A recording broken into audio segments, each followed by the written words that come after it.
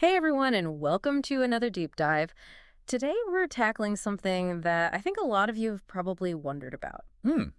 Sounds intriguing. Yeah, it is. It's idioms. Oh, idioms. Those tricky little phrases that don't always mean what they literally say, but they're everywhere in English. Absolutely, they are. We've got tons of research and articles ready to go all about idioms. Wow. Our mission, I think, is to really help you guys not just understand what idioms mean, but how to actually use them. Yeah. Because, you can study all the grammar rules, Right. but if you don't know any idioms, you're going to sound a bit like a textbook, not a real person. Definitely. So, are you ready to dive into the world of idioms? I am. Let's do it. Okay, great. Well, first, what are idioms and why should we even care about them? Well, think of them as spices in cooking.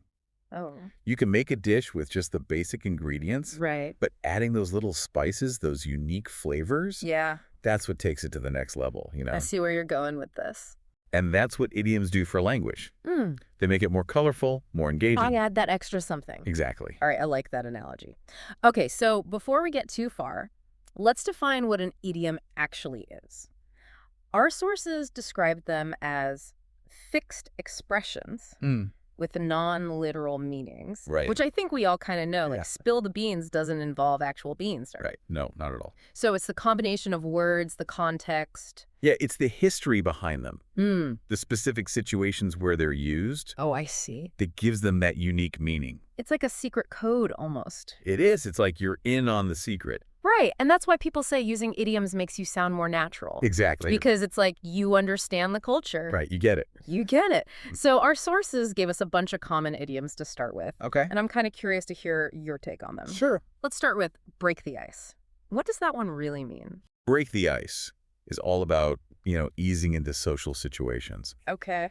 especially when people are meeting for the first time.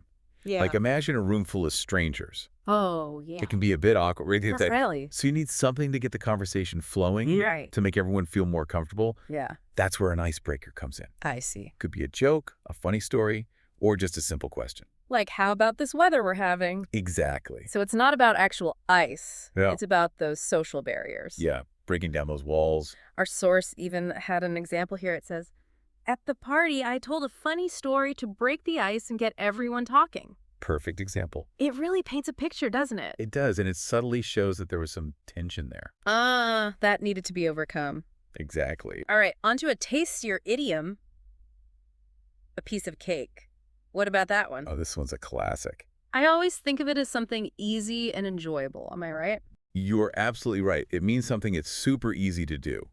It takes hardly any effort at all. Okay. Just like eating a piece of cake. Effortless, enjoyable. Okay. It downplays any difficulty and emphasizes the ease. It makes it sound fun. Exactly. The example sentence here is, the math test was a piece of cake. I finished it in just 15 minutes. See? Easy peasy. But it's not just saying it's easy. It's like saying, I'm so good at this, it was no problem at all. Yeah, you've hit the nail on the head. Ooh, another idiom. I know, right? Yeah. But you're right. It's about the attitude, too. Wow, I hadn't even thought about that. It shows confidence, even if you did have to study a little. All right, let's move on to a slightly more mischievous idiom. Spill the beans. This one's fun. Does it always have to be an accident? Like you literally spilled some beans? Not necessarily, although the image is of something accidental. The point is that a secret is revealed, Okay. whether you trip and spill the beans or open the bag on purpose. Right, they're getting out either way. The example from the source says, we were planning a surprise party, but Mike spilled the beans before the big day, Poor Mike. ruining the surprise. But see, it's so much more vivid than just saying, Mike told everyone. Yeah, It adds a layer of drama. it's like a little story in itself. Exactly. Ah, And that's the power of idioms.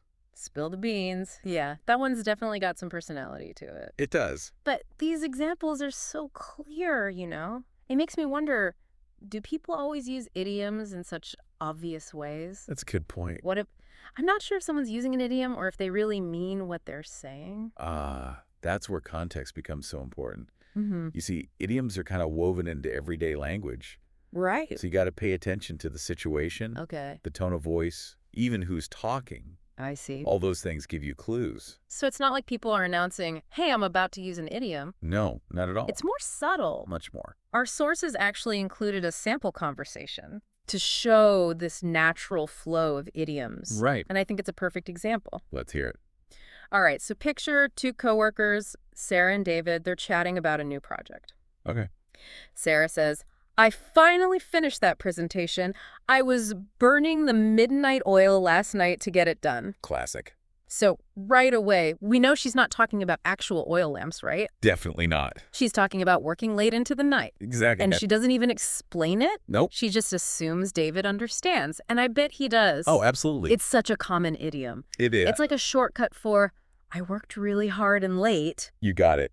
What does David say back? He says, you really hit the nail on the head with those market projections. The client's going to be impressed. 2 idioms in a row. I know, right? But it doesn't sound weird at all. Nope. It just fits. Endlessly. And hit the nail on the head. We don't actually picture a hammer, No. but we get the meaning. Right. It means you did something perfect. Exactly. He's saying Sarah did a great job. Precisely. Now imagine if they hadn't used any idioms. Oh, it'd be so boring. It would. The conversation would be correct grammatically. Yeah. But so much less interesting. Imagine David just saying, your projections were very accurate. Whoa. Exactly. It just wouldn't have the same impact. Not at all. Idioms add that extra oomph. Okay, this little role play is giving me some ideas already. It's like the first step is just noticing how idioms show up in normal conversation. Yeah, don't treat them like vocabulary words you have to memorize. Don't make a list. No, learn them in context. Just like Sarah and David. Exactly. So start with the common ones. Yes, build up your confidence. Like the ones we've been talking about. Exactly, then you can move on to the more unusual ones. And practice with a partner. Oh, that's a great tip. Find someone to chat with. A language buddy. A tutor. Anyone. Try out those idioms.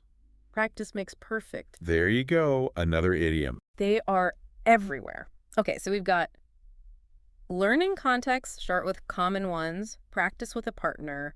Anything else? Well, even though idioms spice things up, Yeah. you don't want to overdo it. Right. Too much spice ruins the soup. Exactly. Too many idioms can sound, well, Unnatural. yeah, forced. Like you're trying too hard. Yeah, think of them as accents. Not the main course. Exactly. This is more Especially when you're starting out. advice. And immerse yourself. And English. Yes, movies, TV shows. Oh, I like this one. Podcasts. Yes. Pay attention to how native speakers use idioms naturally. You'll pick them up without even trying. It's like osmosis. You absorb it. Precisely. Speaking of which, we haven't even talked about under the weather yet. That's a good one. It sounds so strange when you think about it literally. It does. But it just means you're not feeling well. Right. Not 100%. The example says, I'm feeling a bit under the weather, so I'll stay home and rest today. Simple, but effective. It's polite, but you still get the point across. Exactly. You know what's interesting about this idiom? What's that? Its origin is kind of a mystery. A bit murky. But some people think it comes from sailors. Oh, tell me more. Well, one theory is that when sailors felt seasick, they'd go below deck. To escape the rough seas. Yeah, literally under the weather. I see. And over time, that term Became a way to say, you're sick. in any situation. Fascinating, isn't it? It is. So even though we don't think about ships every time, Right. there's this whole hidden history. Exactly. Okay, we've covered a lot. We have. Idioms defined, examples explored, even got some good tips. From our coworkers, Sarah and David. I feel like I'm starting to get it. I think you are. But remember, the goal isn't to become an idiom dictionary. Right, not to memorize everything. No, it's about understanding how English works. The nuances. Yes, how words play together. To create meaning. To make your English more colorful. And engaging. Who wouldn't want that? Right. I'm already thinking of how I can use these. Could. But before we go off on our idiom adventures, Yes. I know you have a final thought. I do. Something to ponder. Something to really chew on. What is it? You see, idioms, they're not static. Mm. They change. Really? All the time, new ones pop up, Wow. reflecting how the world is changing. Like culture, technology. Exactly, even slang. So it's not about memorizing a list. No. It's about how language works. Yes, how it adapts and grows. So even native speakers are learning new idioms. All the time. It's a lifelong process. It is. And to help you on your journey, Yes. I have a little challenge. Ooh, I like challenges. Start an idiom journal. An idiom journal. Write down every new idiom you find. Okay. The context. Maybe try using it in a sentence. So I can really remember it. Exactly. Make those idioms stick. An idiom journal, huh? I like that. It's a great way to keep track of all the interesting expressions you come across. Yeah, and as I find them, maybe I can even think about, like what they say about the culture. Exactly. Like we were saying earlier, sometimes an idiom isn't just about the meaning. Right. It's about the values behind it. The attitudes, yeah. It gives you a glimpse into how people think.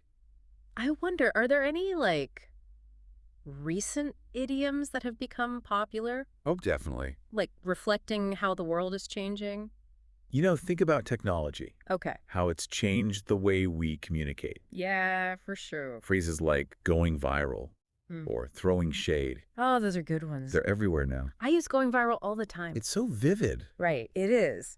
So much better than saying becoming popular quickly. Exactly. And throwing shade, it comes from drag culture. Oh, really? But now it's used to express disapproval. And subtle criticism. Yeah, it's fascinating how language evolves. It's like if you don't keep up, you'll miss out on the new lingo. You got to stay in the loop. So it's not just learning the old idioms. No. It's about paying attention to what people are saying now. Exactly. Keep your ear to the ground. This whole deep dive has been amazing. I'm glad you think so. I feel like I've been speaking English forever, but Yeah. there's so much I didn't know about idioms. They really do add another dimension. They do. And remember, it's not about sounding fancy. Right. It's about connection, With other people. understanding their culture. Appreciating the beauty of language. Exactly. Well said. So to all our listeners out there, Yeah. don't be shy.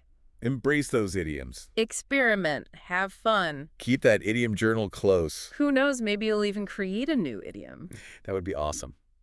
All right, well, thanks for joining us on another deep dive. It's been a pleasure. We'll catch you next time. See that.